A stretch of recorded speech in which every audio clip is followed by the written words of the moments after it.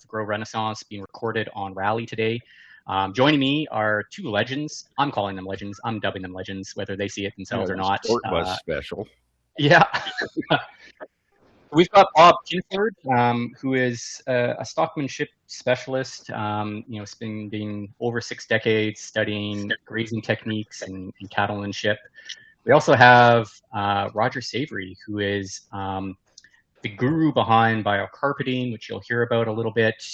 He's really bringing the forefront of holistic management to us in North America, but it's got a very unique story on where he started and where he came from. And he used to farm close to me, actually, in Saskatchewan, Canada, now living down in the US. And both Bob and Roger have spent some time over in Australia. So for all those Australian farmers that I'm interacting with more and more these days, we've got some discussion around, some thoughts around what's happening out in the cattle stations in Australia.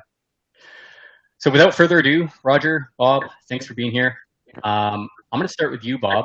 I would love to hear a little bit about what you think is working today in the cattle industry, and share some of your insights. Well, everything works to a certain degree until it doesn't. But I think that we're headed in the wrong direction of we're wanting to use all of this technology for things that we can just go out and do and have a better grasp of what's going on if we're doing it ourselves. These collars. Now, these collars are kind of handy. Roger had me go out to California a couple of weeks ago, and I don't know what he was thinking. These people know nothing, and he sent them some cattle that are just flat loco, and it's not their fault. That's the way they've been handled. So I get out there, and it's in a 450-acre pasture, and they're using the virtual fencing. So first day we just turned off the fencing, and then I about gave myself a heart attack 3 or 4 times walking up down those hills. Got them to where I could get them stopped from about 50, 75 yards out. And then that night they moved the fence down to where it was about 100, 150 yards wide, an alley down close to the pens, and we got them pinned. Now, if somebody somewhere along the line would have just started using the right type of stockmanship on these cattle, they would be migrating around that pasture and not going back and regrazing and doing it on their own. But instead, you got these cattle they're dangerous. When we got them into the pens, I didn't even close the gate. We just stood there for a little bit and then walked off because they were trying to rip the pens apart. And here we are. We're wanting to use, the collars and drones and everything else. I was approached by one company that's making robots to handle cattle. And it's like, it's actually one of the most pleasant jobs you can do. I don't know why somebody that wants to raise cattle would, want to just completely remove themselves from the equation when that's one of the most fun jobs you can do. And you're getting different reactions from that you don't get with the stockmanship. Right. So what I'm hearing, Bob, is, and we'll peel the onion on that, no pun intended. There's some reluctance to how technology is taking away some of the human touch in the cattlemanship, and stockmanship. And I agree. I mean, there's some interesting technology out there. I don't think it's all great. I think it's all interesting, but not all applicable. I appreciate that you opened that can of worms really quickly. I was trying to lay the breadcrumbs, stop positive, and then, let's get into it. But Bob being Bob, what I know of you, let's jump right in. Yeah. Roger, maybe I'll ask you the same question, and feel free to jump in like Bob did, sort of divert around the things that are positive. But if you could share a little bit about some of the things that you see in our cattle industry in particular, and land management with cattle, that'd be wonderful. Yeah, let me first respond to Bob's point. I had to bring Bob out to Australia, and I brought a couple of other guys out to Australia to share knowledge and show people a different way of doing things. But way prior to that, you mentioned I used to ranch in Saskatchewan, and when I was ranching there, I was good friends with several of the leadership of the 4-H group in America. Okay. And at the time, I was saying to them, why are we teaching our future livestock handlers roping, rodeo, high-stress animal handling? Why are we not getting our children when they're 7, 8, 9 and putting a bunch of ducks in an arena with a pen in the middle, and they've got they've got an hour to get them into the pen, and every time they flap their arms, it starts with 100 points. Every time they flap their arms, 10 points come off. If they whistle, 10 points come off. If they run, 5 points come off. And so it's a timed event, but with a penalty thing for every time they do something that causes high stress, and have the children start herding ducks, and then they can migrate up to sheep and goats, and then by the time they're in high school they can be doing cattle, so that we have 18-year-olds leave our schooling system with the skills they're going to need for the rest of their lives. But instead, we've got look at this old geezer, Bob, going around the country trying to teach adults. And we adults are stupid. Jesus, we're stupid. We have no ability to take on new knowledge. We should be putting this knowledge in kids. So now, because we've got no new knowledge, we're then trying to get a guy like Bob and saying, can we upload your brain into our robot? Mm. And there's not many Bobs around. I mean, he's ancient. Look at him. He looks like an old wizard. And I'm long in the tooth. I'm broken. And I look at my kids and they're like, Dad, my one son's got a patent for virtual fencing ear tags. Because he's looked at what I'm doing and he's like, the future aren't going to do that. But the future are interested in technology. So how do we take your knowledge and put it into technology? But Bob is right. It is a fun job. It's an enjoyable job. Humans would love doing it. But you tell me where in the last 150 years our education system has created herders. We haven't. Nowhere. Yeah. So let's look at the root cause of the problem. All right. So that sorry, I just had to get that off my chest. Oh, that's great. Sorry, what question did you ask me? Well, you know what? Like I said, short but special. Yeah. Well, we're old. Let's maybe dive into some of the work that you're doing right now, and maybe you could even explain a little bit the starting spot of biocarpeting, where that came around, and kind of where you've worked with Bob with some of that, handling the cattle as you start to think about using biocarpeting, because I think it's a really interesting methodology, let's call it, or process. Okay. It should be amplified. Okay. Yeah. So let me start off. First and foremost, I'm a holistic manager. And so when we manage holistically, we say, okay, what's our context? How do we want our lives to be socially, economically, environmentally, short and long term? Mm-hmm. Now, when we have that, we over the last, holistic management was pioneered in 1984. So it's been around for a while. And so we've learned, what tools work, what tools don't work. And one of the main tools that is new to science, which holistic management brought to the world, was using the tool of animal impact. Mm. Okay, so animal impact can be, hey, let's get them to migratory graze around as a herd. Animal impact can be, getting them dense, getting them undense, moving them once a day, moving them every 10 minutes. Grazing irrigated lands in the afternoon and high mountains in the morning. You've got this tool.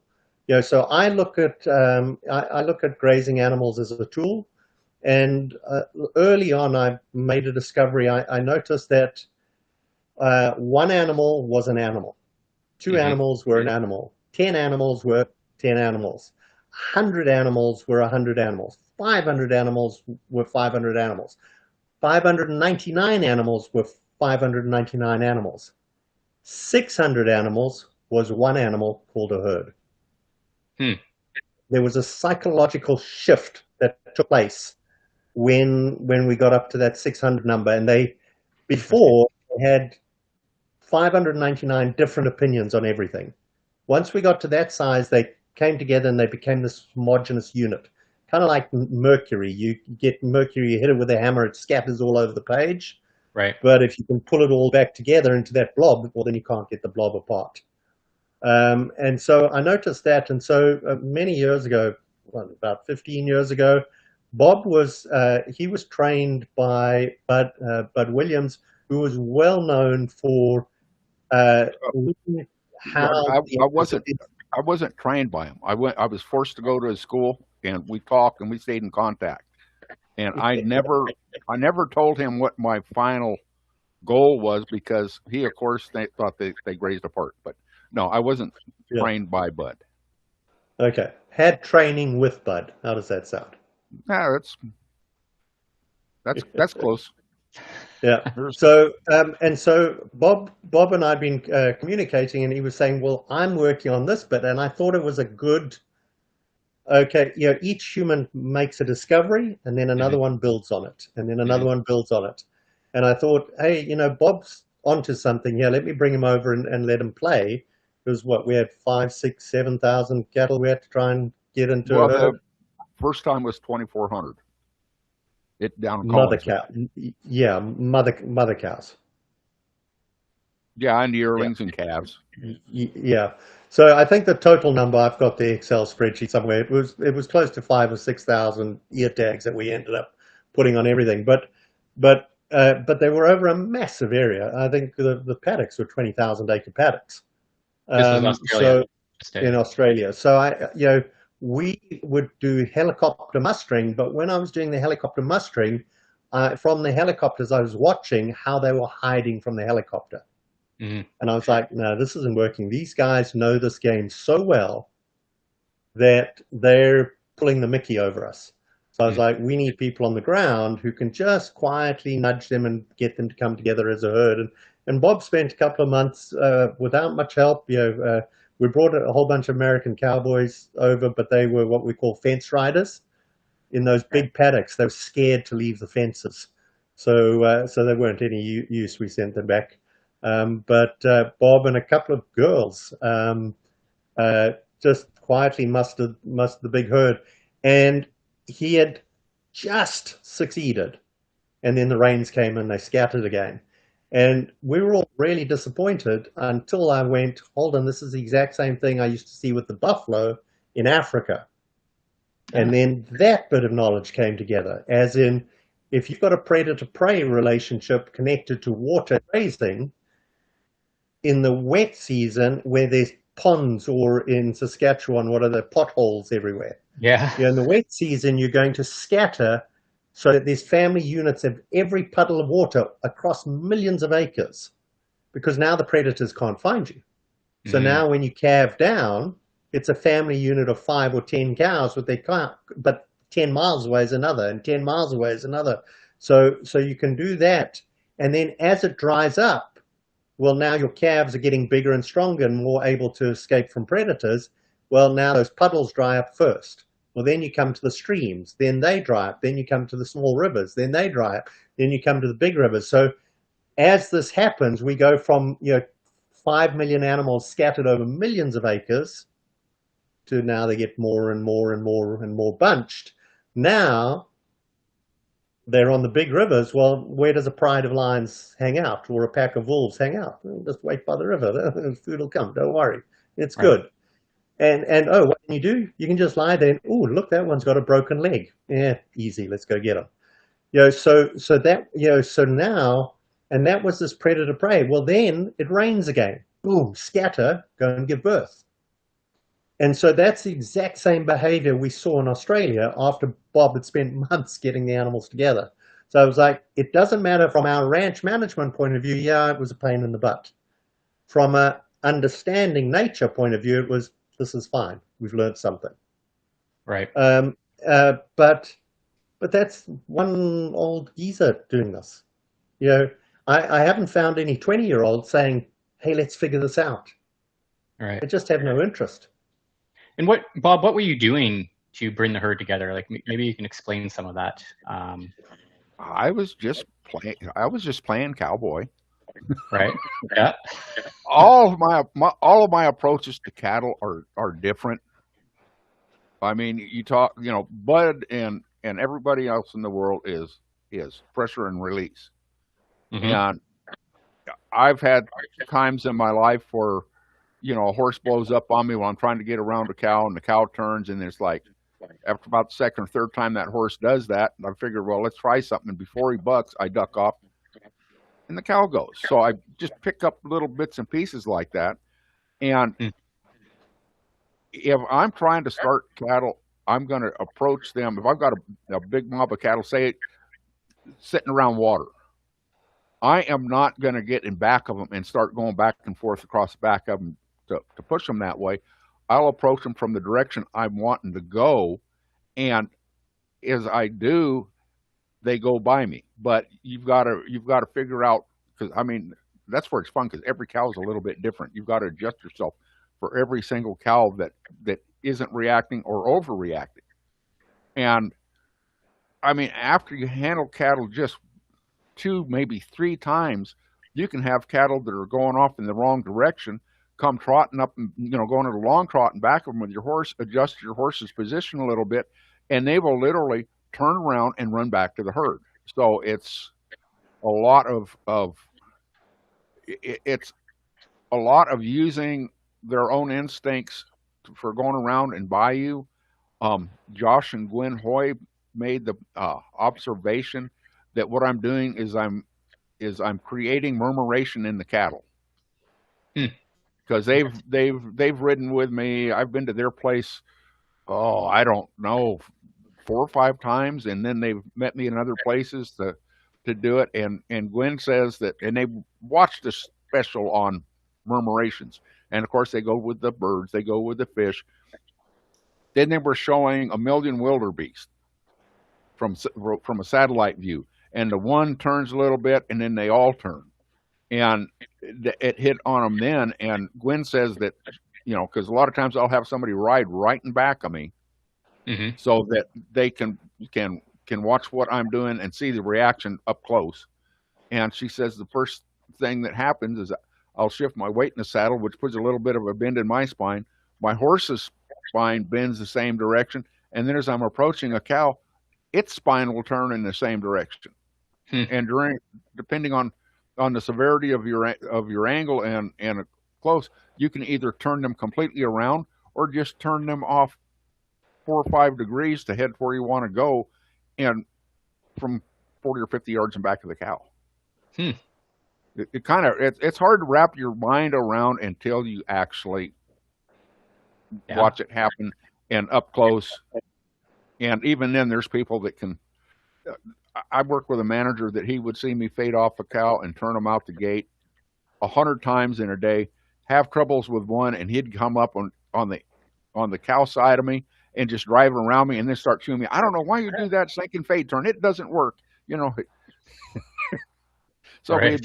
Like Roger knows, we start butting heads because I don't keep quiet.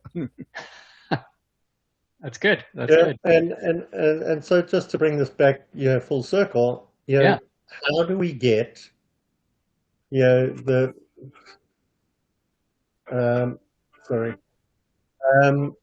do we get children learning this so that, so their bodies can get hardwired with ducks and geese and sheep and lambs, et cetera, so they know that, hey, I just have to do that. Oh, look, I can move a herd. Right. I mean, how do we pass on that knowledge as humans? Yeah. That's the penultimate question I think we're all trying to answer here, and somewhere between what your son's doing, which is the amalgamation of technology, and having conversations with legends like you, we need to figure out how to extract and get people out in the field doing some of the things you're saying, and then capture that technology so there's a retained knowledge base. I'm curious, Bob, you brought up virtual fencing, and then Roger, you brought up your son has got an ear tag virtual fencing system. this is big talk on the town right now. We probably see more virtual fencing companies popping up all over the place. For one reason or another, it seems to be an easy button that everyone's talking about, and maybe that is one of the root causes. But I love your take on and thoughts on it. It's Good, beach bad, bum ugly, and fencing. all. So, Beach bum fencing? Yes. let me tell you the story on virtual fencing. Yeah. When did the Cold War end? 1991? 91. Sure. Okay, so my father, at the end of the Cold War, we lived in Albuquerque, and he went to go and talk to the scientists at Sandia National Laboratories and Los Alamos, and quoted the Bible to them. The war is over. It's time to turn your swords into plowshares. And what he said to them was, what we need is we need a way of herding livestock where we don't have to cover the land with barbed wire fences.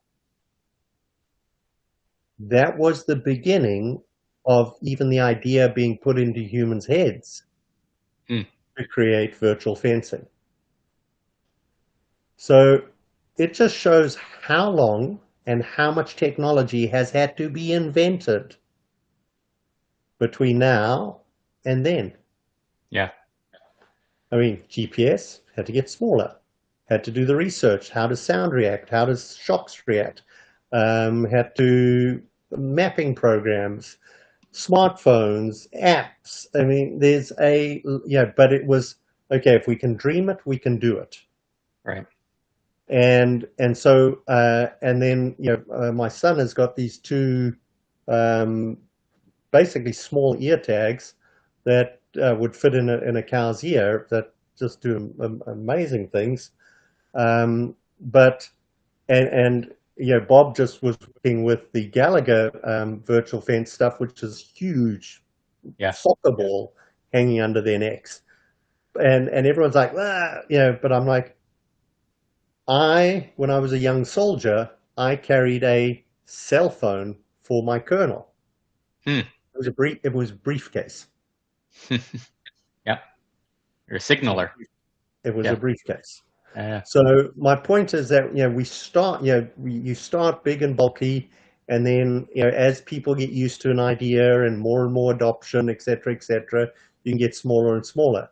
Now the market for these virtual fences, ear tags, is about 13 billion animals get born every year that could require them. Now we are not going to teach everyone Bob's skills. Right. But you've got 2 cows in Calcutta, and you just want them grazing in this park and then going to that park, etc., put a virtual fence ear tag in them. Right. You're a small, so like the property that Bob was just on, you would agree, Bob, it wasn't nice and flat and comfortable to walk across. I was raised there, and it was kind of funny because they kept up with me, but it was like, man, you're getting around pretty good for your age.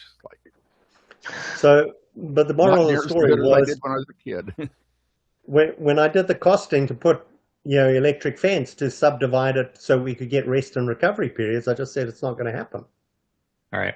To just build a strong boundary fence, let's keep the animals in, and the only solution we have for you is virtual fencing, because they knew nothing about animals, and the budget. I mean, the property would be horrible if we had 10-acre pats, everywhere. But it's so small to manage the grassland properly with a 9-month dry season and get the rest and recovery periods. We would have had to subdivide it into hundreds of little paddocks. Right. And the property itself is there to be a Mustang rescue. Well, if you've got horses that like to gallop at high speed, you don't really want electric fences everywhere. Right. So this was a tool to help us achieve a goal. And I think, so the virtual fencing, there will be more and more requirement for it. Now, that being said, Bob's knowledge is still vital that we don't lose. But Bob's son doesn't even do this stuff. No. So if we can't even get his son in a saddle from sunrise to sunset, learning from the old wizard, this is the issue. So I don't want to lose the knowledge, but I want to figure out how to download the knowledge. Right. And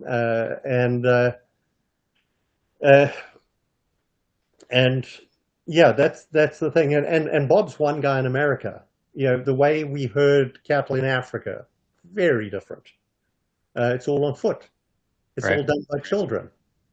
And it's been done for thousands of years. The way we herd cattle in Australia, you've got your average landowner in Australia is 74 years old. So it's ma and pa, and 200,000 acres of land, right, and 10,000 cattle. There's no workers. There's no young people. The young people are backpackers who come from Europe. Right. Well, what's their city-based knowledge can help? Bob had one of those English backpackers. She was a keen horsewoman, and I think they had a lot of fun together. But as soon as he was gone, she was married and children, and off she went. That knowledge was lost. Right. And that's the kind of thing. How do we maintain the knowledge, expand the knowledge, while understanding the global differences in the livestock industry? Part of the thing too, Roger, that the people in California are learning is that, you need the stockmanship if you're going to get them in and sort off the ones that you need to ship, or if you're going to do vaccinations, you still need the stockmanship to be able to do it. And the calmer these cattle are, that all depends on the stockmanship.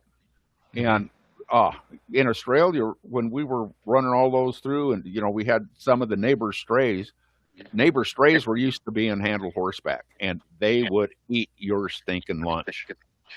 I mean, they get underneath your horse and try to flip you over. In retrospect, Roger was saying about cattle brushing up, not getting away. We had 3 and 4 year old cows and bulls that would be in the pens, and I'd have to reach down and kind of tickle their nose with the reins, and then they'd get up and they'd stretch and they'd walk around. And this is the same type of cattle that supposedly, go around to all these places and go into a camp and tear it up. And all it is those cattle are constantly chased, and these cattle were handled in a way they understood from the start. And so they were calm and gentle and didn't have any problems.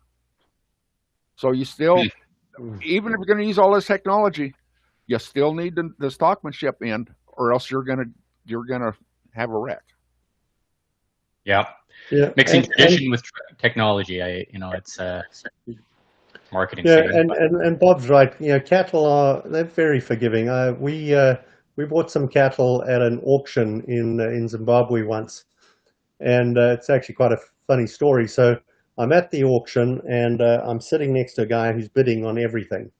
Yeah. And I got talking to him, and he said, no, he was the farm manager for the Minister of Finance. I was like, okay, we're not going to outbid him. But I thought, well, I can do a service to the farmers who are selling their cows. So I sat next to him, and I bid, and I bid, and I bid, and I bid, and I pushed these prices up. We set records that day. I just, and until even I was feeling guilty. I pushed cow prices up 5 times what they normally were. I was like, bugger you, the Minister of Finance, you're going to pay. And so I did this, and then, so everyone at the auction is watching him and I bid, him and I bid, him and I bid. Well, and at the beginning, I'd asked him how many cattle he needed, and he told me, and I looked at the whole auction, and I went, well, the number I need are the ones just beyond what he needs. So I bid and I bid and I bid, and then he was done bidding because he had the numbers he needed. Sure. Well, then the last couple of lots come in. Now, the last couple of lots, they kept with them for the last couple of lots because they're those ones that break everything. And we all know them. We've all been to the sale barns where stuff comes in that's just wild. Mm-hmm. And you can see them coming in the race. They're just wild, trying to break the poles. They're just wild.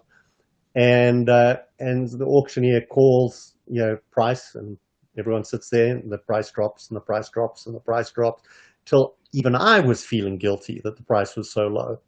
So then I put in one bid, and everyone else had seen how hard I bid against the other guy that no one decided to challenge me. So I picked up my cattle for nothing. Well, great. Now we back my truck up to load these cattle. They broke my truck. They literally broke my truck. So we got them back into the yards. We sent the truck back into town. We got it re-welded. We got it all fixed. We came back like at sunset. We loaded again, and then we drove through the night, and we arrived the next morning. And while we were backing up the truck to the offloading ramp, they broke the truck again, and they just jumped off and ran off into the bush. And I told my herders, I said, look, just go and put people out on the hills around this valley where they can see you. And then I said, now put our herd into the middle of the valley and just let our herd graze. Now, our herd were used to people being 2-3 meters away. But I said, no, push everyone out 500 meters away. So, and then I said, now our herd from 500 meters away. But our herd knew at sunrise, the gate gets open, you walk out, and sunset, the gate gets closed. So our herd knew exactly what the thing was, and our guys stayed really far back. And it worked because these wild ones joined up with our ones, and then they came in at night. Well, now we have to put our brand on. So the next morning, they came in for the night. So I'm like, great, we can brand them. And the next morning, my Capital Davidson, who was it? Anyway, my head guy comes in, and he says, Buona, we can't brand these cattle. They're a bit wild. And I'm like, stop being a bloody coward. Go and, just go and brand. He's like, no, boss, seriously, we can't do anything. I'm like, oh, you guys are just weak, So I go charging down there. Bob knows I can get a bit aggro. And so I go charging down there to go and get these cattle branded. And as I'm walking down the hill, I see a guy flying over the fence airborne. No. And our fences, because the lines had spikes on the top of the fences to stop the lines. So you don't want to land on that fence. I mean, you'll get a 12-inch impale. Yeah. So I see this, and then as we get close, I see another guy fly over the fence. I was like, okay, we're not going to try and brand these animals right now. So I said, keep doing what you're doing. Just open the gate, go out wide. About 2 weeks later, the guy says, hey, I need to show you something in the herd. So no, I'm busy. I'm working. Boss, you got to come and look. No, I'm busy. And he insists. So I drag my happy butt out of the office and go and look at the cows. And so we go into the herd and we're walking around looking at them. And he's scratching this one's ear, and that's the normal herd. And he's rubbing this one's tail, and there's nothing untoward. And then he says, "Boss, have you not noticed? This is one of the new cows." Ah, no way. So about 2 weeks. So just 2 weeks of being treated well, these cattle that were throwing us over the fence, breaking the thing, as docile as the rest of the herd. In fact, more so. They loved having their ears scratched. So we, and then we found out that when the war veterans had taken over that ranch, they were stealing the cattle, they'd have been abusing them. So the cows had, they had obviously been docile, become wild, and then became docile again. So it really is important to manage your animals well. Yeah. And that's a very interesting story. I seem to remember a while back we were talking. You have a certain name for wild cows in Africa that you different from North America. what did you call them? You were as a young buck, you went out there and you were wrangling up some wild cows, and you had a certain name for them. Do you recall what that is? I can't recall either. No, I can't remember. Yeah, no, I when I bought my ranch, I bought it lock, stock, and lock, stock in 2 smoking barrels. I bought it in liquidation. So I bought an entire herd of feral cattle, and I spent my first year hunting and shooting and taming wild cattle. And we used to catch them, keep them in the dairy pen, and if they wouldn't take hay from a human, we just let them starve to death.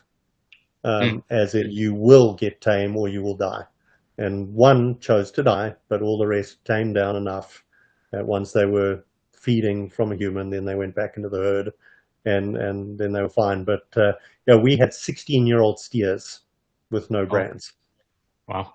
They'd never got on a cattle truck. Well, they had, but they just jumped straight out of the top of the cattle truck. Right. They were wild cattle. It was good fun when you're 25 years old. No doubt. You still have that ranch, do you not? Yeah. Brilliant. Yeah. Bob, what kind of stories like that do you have in North America?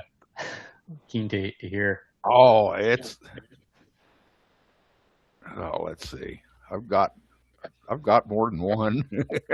I'm sure. One here that was recent. There was a friend of mine took over operating the ranch right on the New Mexico-Texas border. Mm-hmm.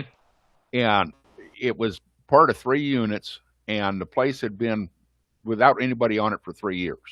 So the guys from the other 2 places would come in and check water and that, and they'd gather everything up and brand them, and then gather everything up again to ship. And so a couple 3 weeks after he got there, these guys come up to him. They said, "Hey, we got a bunch of yearlings that are slick." I mean, it was heifers, bulls, everything. Right. And these were Santa Gertrudis cattle, and they're almost as good as King Ranch cattle. That's where I met Roger at, is playing with those. But these cattle would literally trot into water, trot back out. And they put them in a little 2-section trap. 4 guys tried for 5 days to get these cattle penned and couldn't do it. So Gary, he says, well, I'll have Bob come out and do it. He's got away with it, and I'll have him work with them for a couple of days, and then we'll be able to get them pinned. So he drops me off down by the pens at 8 o'clock in the morning, and he goes, well, I'll see you tonight. And I said, oh, heck, I'll probably have them pinned by noon.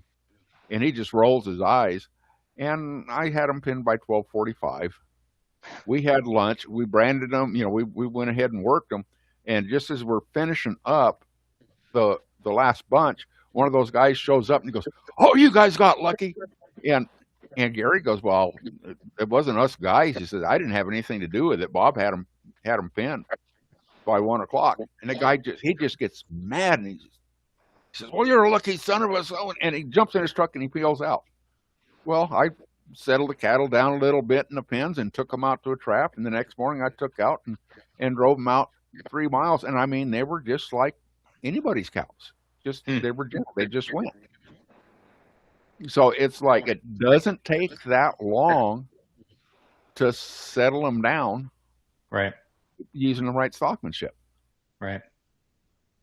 So the key theme here I continue to hear is we need to turn up the knowledge around proper stockmanship, regardless of the amount of technology. Well, I don't even want to say, the proper stockmanship, that's the Bud Williams deal, and it's proper. And I'm not trying to trash Bud. I mean, the first actual sit-down discussion that Bud and I had, I asked him about some of the stuff that I was doing, and this is at the end of one of his stockmanship schools. Right. And I asked him about some of this stuff, and I get flack back from the Bud Williams bunch on this, but I asked him about it, and he goes, "Yeah, that stuff works really good." And I said, "Well, do you have any schools that I can go to brush up on this and get better?" And he goes, "No." He says, "You're already on the right track. You got to learn it yourself." He says, some of these people in this deal had been there 3 or 4 times, and they weren't getting it.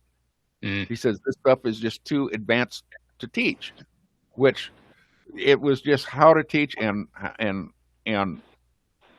class size. I've dropped my class size down from 10, maximum of 10 to a maximum of 5, just because you need the number of approaches in. And the more approaches that you get on it, the more likely you are to actually pick it up. Hmm. But it's Josh Hoy made the comment is he said that pressure and release stockmanship is basically reactionary stockmanship. Right. You go up there and you try to get a reaction, and then you're constantly reacting to do that. For what we're doing, we just walk out there and adjust ourselves to get what we want. So, it's now hell. Now my brain's forgetting the word. If it's not reactionary, Roger, what is it? Haven't a clue. Having a clue. Man, that's sometimes I feel like the idiot I am. It's all good. I'm sure it will come to you. Yeah. But your starts. Wow. Well, I hate it when this happens to me. My vocabulary is much better than that. Yeah, But- aren't you an author? Aren't you a famous author? Oh, I'm the best known, worst selling cowboy author on Amazon for over 20 years. But you're preventing it before it happens. You're making your approach to get the cattle to actually do what you want and go through it. When you see something starting to go, rather than having to go up make a big move, you're just making a slight adjustment. Proactive. That's what he called proactive stockmanship. Mm. So where you're taking care of the wrecks before they happen. Mm-hmm. Gotcha. I love picking your brains on the stories and the things you guys are doing. Roger, I'd love to hear a little bit about finishing weaners in a very short amount of time. So I've talked to a few cattle operations. Said, hey, I know this guy that is looking to finish cattle in under 12 months, that's not going to be doable, feasible. Yeah, it can't be done. Yeah. And so, just for the sake of poking the bear and having people listen to this, I'd love to hear about that, because I think it's fascinating. I believe you. I think it can be done, and I think we just got to try it a few times and get people interested. So Neil, just like Bob had something and we had to work on the knowledge, it always comes back to the whole under management. Right. And it's scary how Jan Smuts's book Holism and Evolution really is the foundation for damn nearly all stuff. And it's such a philosophical, deep book. I mean, he was literally a peer of Einstein's. That your average cowcocky or cowboy or herder, he's never going to read it. But for me, it's lovely to go back to the root and then from there move forward. But Smuts said we would never understand the world until we learned that it worked in wholes, patterns, and spirituality. And so from that one sentence, it's so funny how whenever we have an aha moment, we go back and we look at wholes, patterns, and spirituality, and we go, sorry. Wholes, patterns, and spirituality. That's the ranch in Africa calling. One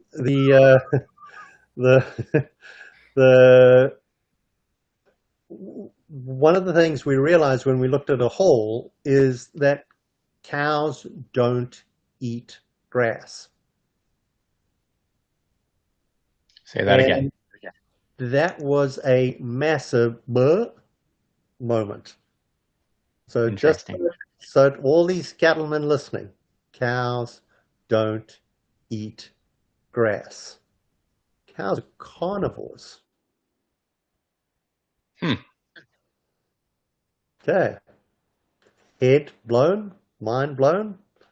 Yeah, I'm waiting in anticipation here for the next Well, pieces. just so you can understand, there's another organism like a cow that we think does one thing that we've learnt actually does another thing. We think termites eat wood. Right? They They don't. just shred it. They harvest wood to feed it to the fungi, and then they milk the fungi and they feed off the fungi. Interesting. Yeah. Okay. And so that's this connection. Then there's a butterfly that lays its eggs into a termite mound and has the so there's this layers and layers of complexity. Well, when we started looking at cows and we backed out to look at the whole to understand how it functioned, we realized that cows harvest protein, legumes, and carbohydrates. And then based on that protein, legume, and carbohydrate that they have harvested, then the bacteria in their stomachs break it down. And there's about a 6 minute, we've really looked at all the parts individually, so we have a good idea of what's happening. But the bacteria send a chemical signal to the brain. The brain then tells the cow it needs to find a bit of lignin, a bit of carbohydrate, or a bit of protein. Now, if there's only grass in a pasture, in the morning, it'll be grazing for protein. It'll be eating the bottom of the grass plants. In the afternoon, it'll be eating them up high. So depending on whether they need protein or carbohydrate, they will eat different parts of the plant if you only give them one choice, grass. Mm. But if you've got a biodiverse pasture, grass is the last thing they want to eat. It's there for lignin. Lignin is only 5% of their diets. Right. So, okay, if that's 5%, well, what's the other 95%? Well, that's protein and carbohydrate. What's the best source of protein? Legumes. What's the best source of carbohydrate? Broadleaf plants and bulbs, sugars. Right. So when when we backed off and we went, oh shit, we've been feeding them grass and they don't even like it. So then we started working with ranchers to say, okay, how can we change your pastures from these monocultures of grass to these biodiverse forage factories to feed the microorganisms? It's got nothing to do with feeding a cow. All right. And then when we started feeding the cows, these really biodiverse pastures, oh my Lord, did these cows start doing well. Well, then we took the thinking even further. We said, hold on, why are we feeding them hay? How about we put those microorganisms that they grow in the gut into silage and have those same microorganisms that break it down in the gut of a cow, just break it down in a plastic bag. Right. So now those microorganisms are breaking down in a plastic bag as silage. Now we feed the cows microorganisms attached to silage because that's all they actually wanted. Right. Well, suddenly they can finish in 12 months. Right. Oh, and there's no toxins. There's no fungi. It's removing glyphosate. That was tested for 3,000 toxins. It's bacteria denaturizing and breaking all of that down. And the omega-3 to omega-6 levels are better than salmon. The marbling is incredible because, I mean, they can literally just gain weight. Right. So, it's, and once again, back to smuts, world functions and wholes, patterns, and spirituality. And so, that's where we've got to on the journey now. This is 35 years of thinking, and we're a really stupid monkey. We just put these little pieces of the puzzle very slowly together. And so then the thinking was, okay, and you asked me to talk about the biological carpeting. With the biological carpeting, what I've realized is in pure desert, the enemy of life, of microorganisms, is ultraviolet light. And so by getting the land completely covered with cow shit, we can stop ultraviolet light getting to the top millimeter of the sand. And by doing that, the fungi and bacteria can start growing. And when they start growing, then the life cycle is restored. So holes, patterns, and spirituality. Because, you know, an element of carbon is a piece of biochar or a piece of coal. An element of carbon is Bob and you and me. Right. What's the difference? One has spirituality, the other doesn't. So it's not life until it's got a spiritual presence. Makes a lot of sense. That's what Smuts was talking about.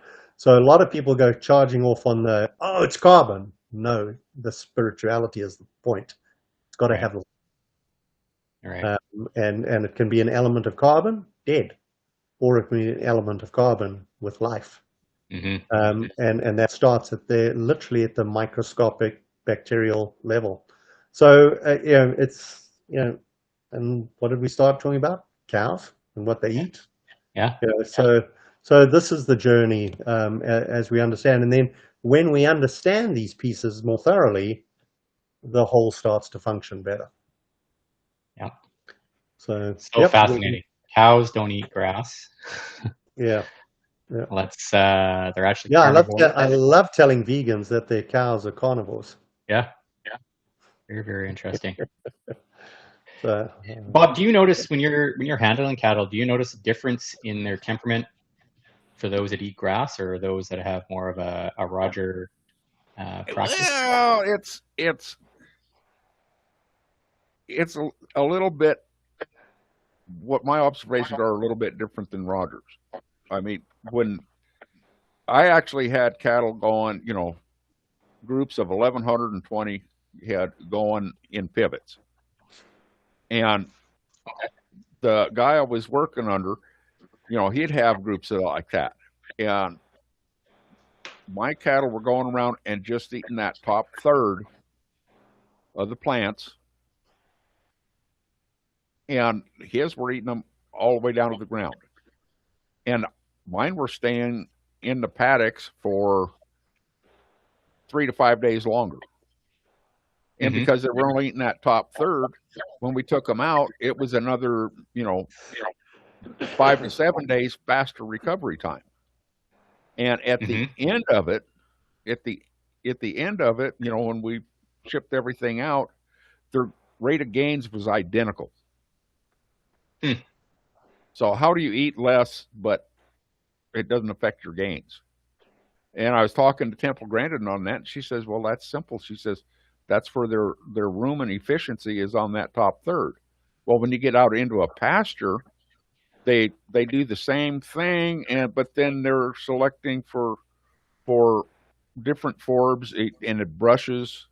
I've seen cattle in the desert that completely quit eating all of their supplements. They quit eating mineral everything because they were getting such a diverse diet, which that goes against what, you know, a lot of people say about selective, you know, you don't want selective grazing. And then I've gotten people, well, Ricky Krimbers is one, she's got some irrigated stuff and dams, and she always had troubles with her cattle just staying right down on that green stuff where the shade was and the water was, standing around in the water. And then once her herd was rebooted, they hardly ever shade up.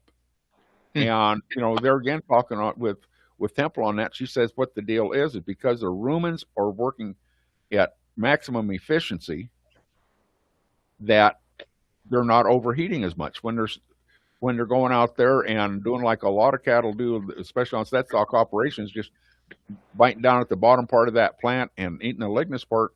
Their rumens are overworking and getting hotter. So, you know, just because you're eating more doesn't mean that you're processing anything any better.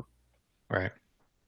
So just with Bob doesn't realize it, but he's just confirmed what I was saying. He's old. A friend of mine a friend of mine in Africa raises pasture chickens, Right. and he has got some incredible results from his chickens. We all feed our chickens. Here's the chicken food, man. You throw it out, and the chickens eat it all. He put corn in one feeder and peas in the other feeder. Hmm. And what he found was that, and I'm going to get it the wrong way around, so don't, it's the story that's important, not the order. What he found was that on hot days, they only wanted to eat corn, and on cold days, they only wanted to eat peas, whichever, or vice versa. Right. And then what was even more interesting was all the chickens, after he started letting them select for whether they wanted a carbohydrate or a protein, all of his chickens' intestines got 20% longer. Hmm. Okay.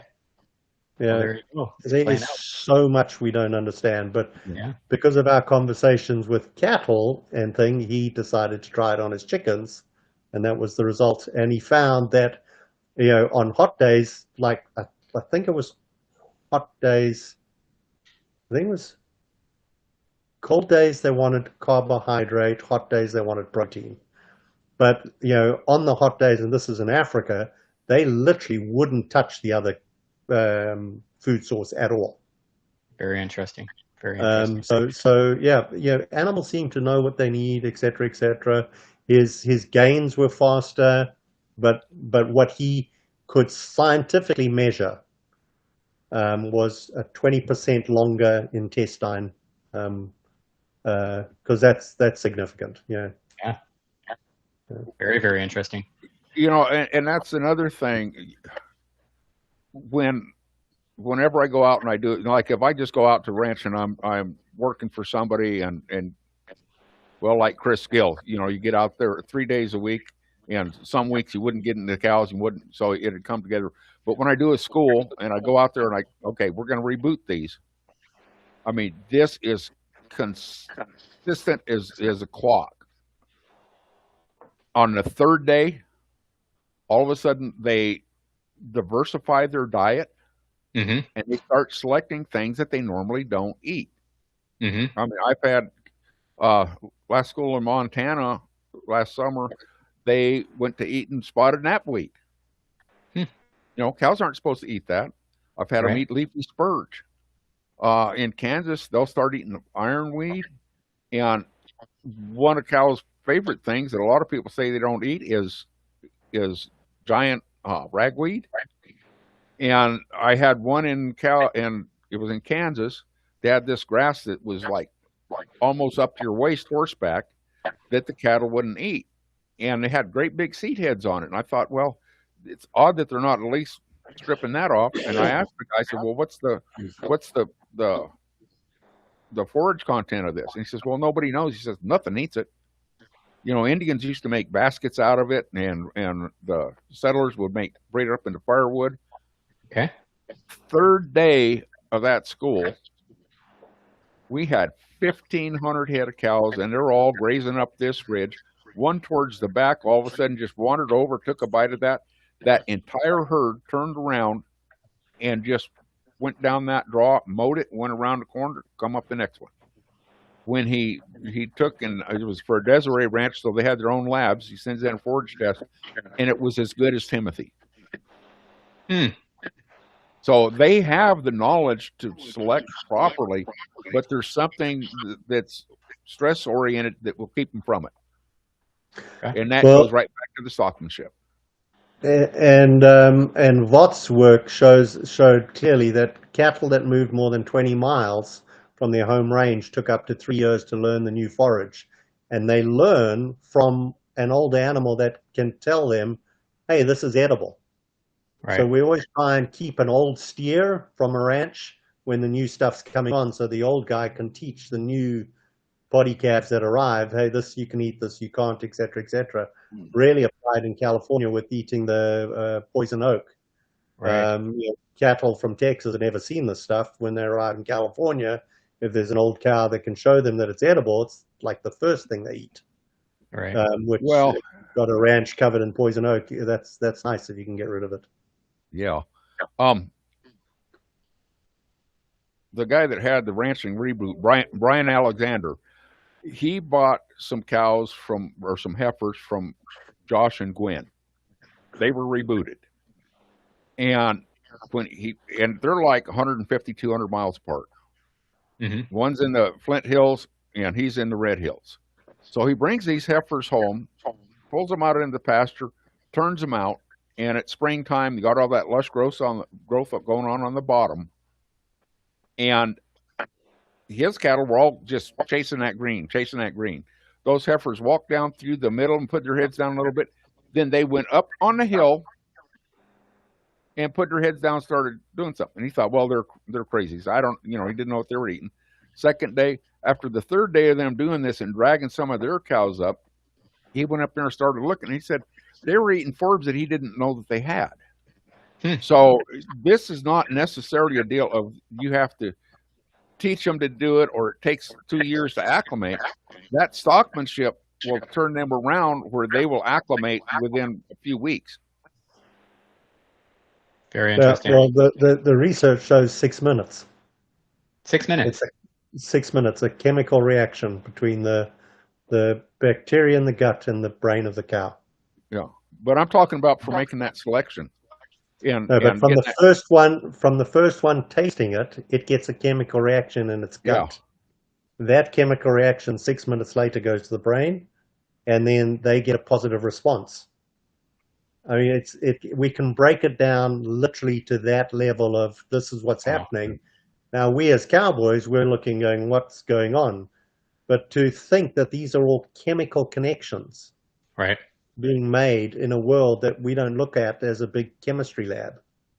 Well, I'm just trying to figure out why on that third, you go 2 days of changing up the stockmanship, and then on the third, they start selecting all these things that they don't eat, that they've ignored forever.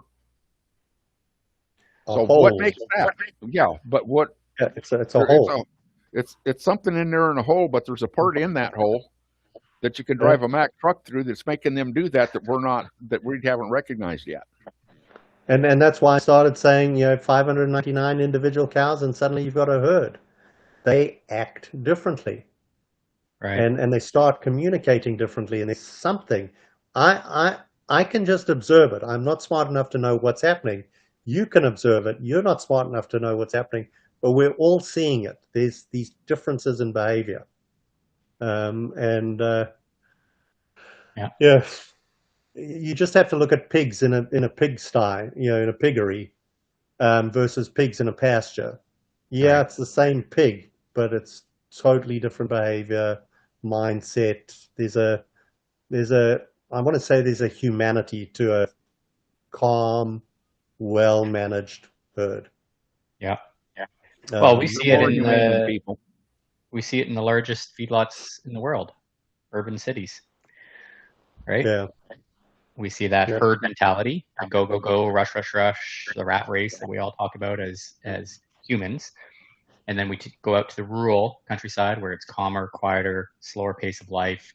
We've got that element of nature. We're eating differently just because of lack of access. And so we eat, we forage differently ourselves. And so I think what we observe in our cattle, what we observe in our animals, no matter what kind of animal husbandry you might be doing, is similar to what we project as humans in the largest feedlot in the world versus rural communities. There's some uniquenesses, of course, but the high level components of what you're talking about, the whole, the spirituality, the pieces of observation there. So very interesting, gentlemen. We've been chatting for nearly an hour here, if you can believe it. And as we start to think about wrapping up this conversation, and I love the stories, I'd love for each of you to share a little bit about some of the things you're doing, where people can reach out and find you. And I know you both provide services and knowledge sharing. Bob, maybe talk a little bit about your schools and anything else you want to chat about and share with the audience about how they can reach you and engage with you. I've got two separate things going. I've got like 2-day clinics where it's either, usually it's in the pens and outside. It's not traipsing around 450 acres on wild cows. Or I do a 5-day school. And I don't do anything in the classroom. Everything is out on your ranch with your cows. Okay. And it's basically training you to handle your cattle better, right, to where they come together as a herd. And at the end of 5 days, generally people are close. If it's not completely rebooted in 5 days, they're close enough that if they go ahead and stay with it, that's better, because you can't learn this stuff watching the video. I mean, a video can kind of help if it's a drone shot. You can kind of see everything, but there's a lot of innate feel to this, that that sixth sense feel, that if you're not putting yourself in the situation to at least start to experience it, you're not going to get it. Yeah. And I've got my website, migratorygrazing.com is easy to get a hold of me, or just do an internet search. I'm the only Bob Kinford on the internet. There you go. And you've got a book out there? Oh, actually, I've got 2 books of short stories that are just things that have happened to me and around me.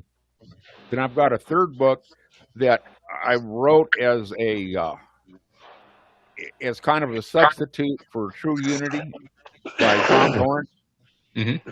I've met so many people that read that book and they just don't get it. The philosophy, either you can pick up philosophy or it just right over top of your head.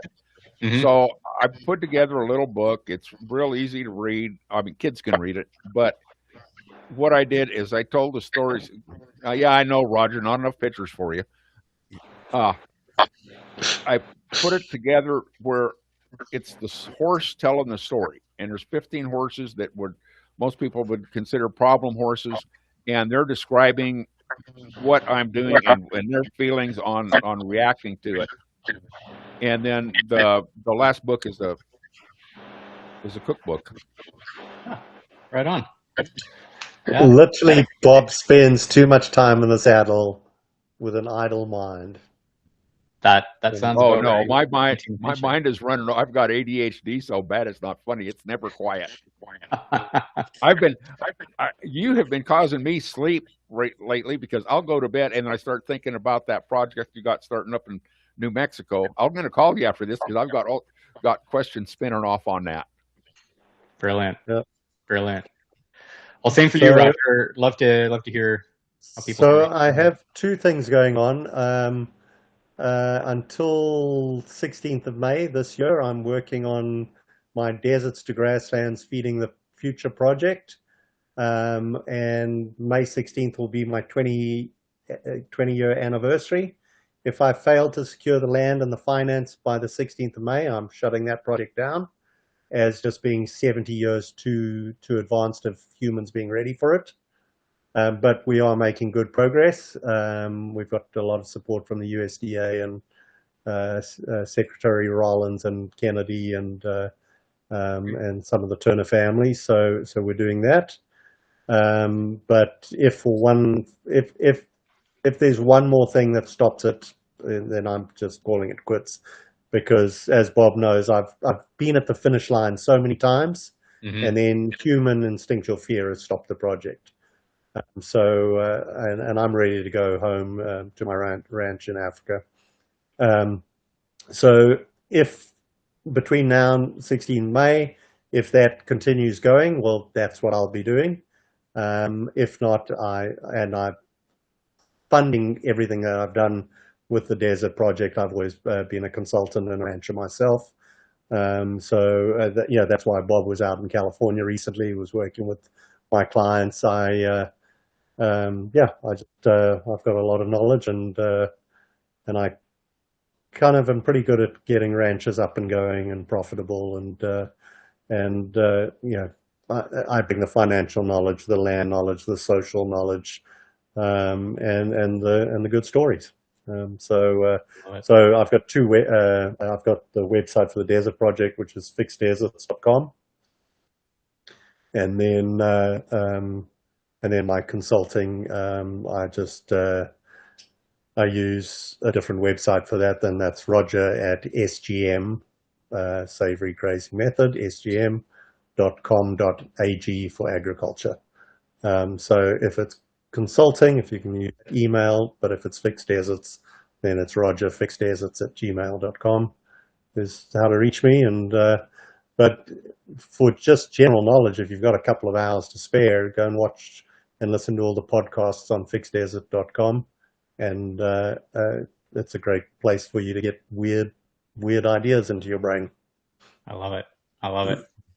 Listen, gentlemen, I really honored that you both jumped on and we could have the conversation hearing about some of your ideas, some of the mind-blowing paradigm shifts. Cows don't eat grass, maybe is the biggest takeaway for me.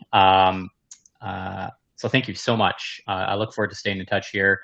We'll put some of that information in the links below, audience, that both Roger and Bob noted. Make sure to get Bob's cooking book. That's a hot ticket item. I know that we got to get off the shelf here. Stay tuned for more great conversations on Pasture Primetime here. Thanks again, gentlemen. Thanks, Neil. Yeah. Bye, guys. Bye. Bye.